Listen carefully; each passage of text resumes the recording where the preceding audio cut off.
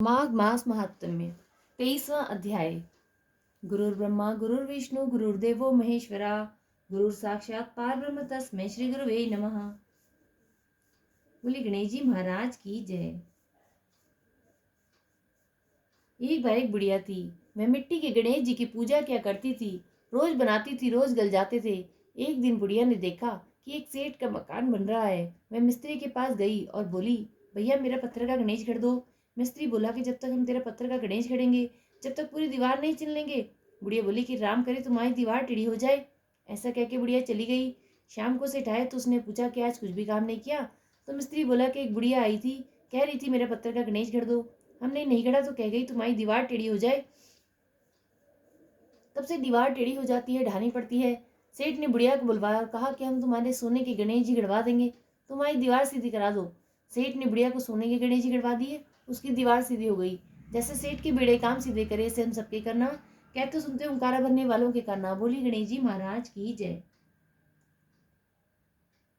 माघ मास महात्म 23वां अध्याय। वेदनी जी बोला कि हे महर्षि, आपने इस पावन प्रसंग को सुनाकर हम सभी पर बहुत उपकार किया है। अब आप कृपा करके उस स्रोत को सुनाएं जिससे भगवान श्री हरि ने प्रसन्न होकर देवद्युति को दर्शन दिए थे। तब लोमश जी ने कहा कि हे ब्राह्मण, सुपात्र को धर्मोपदेश करने से जो प्रसन्नता होती है वही मुझे प्राप्त हुई है। अब तुम उस पावन स्रोत को सुनो जिसे स्रोत से देवद्युति ने भगवान को प्रसन्न किया था। वह सर्वप्रथम भक्तराज गरुड़ को प्राप्त हुआ था। गरुड़ जी से मुझे वह है। हे विश्व स्वरूप चक्रधारी भक्ति प्रिय दयावतार कृष्ण वासुदेव, आपको मेरा नमस्कार है। आप ही स्तुति योग्य एवं स्तुति स्वरूप आप स्वयं ही हैं। सारा जगत ही विष्णुमय है, भक्ति ही आनंद दात्री है। जिनके श्वासों से साज एवं सूत्र युक्त वेदों की उत्पत्ति हुई हो, उनकी प्रसन्नता हेतु स्थान पर हम भक्ति ही प्रकट करते हैं। वेद भी जिसे नेति कहते हैं, जो वाणी एवं उनसे अगोचर है, उस प्रभु की स्तुति करना किसी के सामर्थ्य नहीं।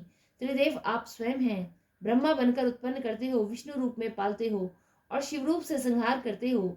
आप ही पार ब्रह्म हो। हे महायोगी, आपको बारंबार नमस्कार है। आप सदैव ज्योतिमान हैं। आप ही सुख और आनंद को देने वाले हैं। हे प्रभु, आप चराचर के स्वामी हैं। आप तो कल्पना मात्र से ही सृष्टि उत्पन्न करने वाले हैं। समस्त दोष विकार रूप आदि सभी से परे रहने वाले हे देव, आपको कोटि कोटि प्रणाम है। जिनकी इच्छा मात्र से जगत में चेतना रहती है, योगी सत्य स्वरूप का ज्ञान से ध्यान करते हैं। द्विश्रेष्ठ जिसे अहम ब्रह्मास्मि कहकर जप करते हैं। हे विष्णु, आपको बारंबार प्रणाम है। जो प्रभु माया द्वारा उत्पन्न प्राणी के अहम ममता अज्ञान पाप आदि का नाश करता है, उसे प्रणाम है। जिनके मुख से हर क्षण भगवान का ही नाम निकलता है, वे जो आपके चरणों को ही आश्रय बनाए बैठे हैं, जिनके स्मरण मात्र ही से प्राणी के समस्त बंधन नष्ट होते हैं, उस आनंद प्रभु को नमस्कार है। जिनकी कृपा मात्र से अज्ञानी आत्मा का ज्ञान प्राप्त कर लेते हैं, वासनाओं को त्याग देते हैं, नाम को आधार बना अपना जीवन आराधना में लगा देते हैं, उस प्रभु को बारंबार नमस्कार है। विष्णु नाम ही शब्दार्थ एवं ज्ञानार्थ द्वारा सर्वमय है।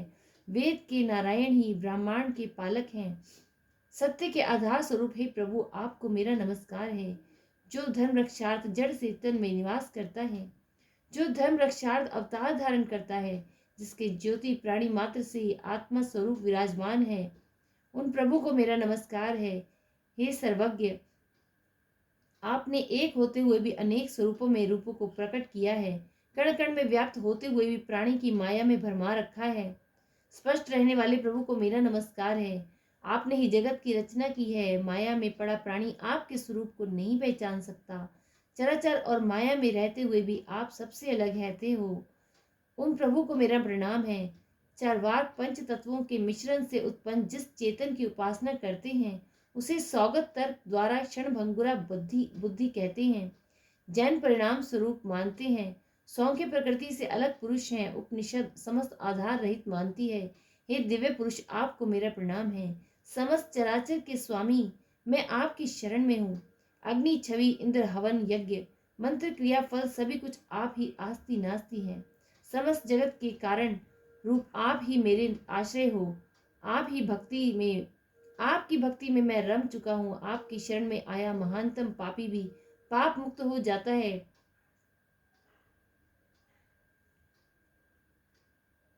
प्राणी की उस समय तक मुक्ति नहीं होती जब तक आपकी शरण में नहीं आता। आपका स्पर्श असंभव है।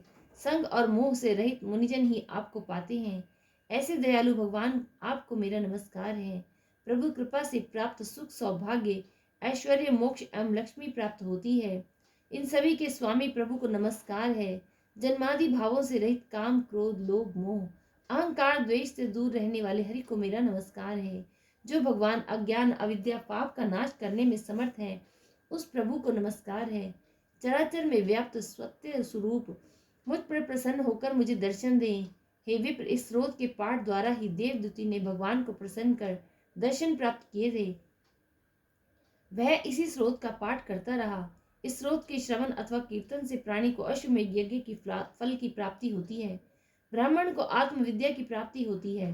प्राणी की समस्त इंद्रियां स्वस्थ होती हैं और समस्त पाप नाश होते हैं।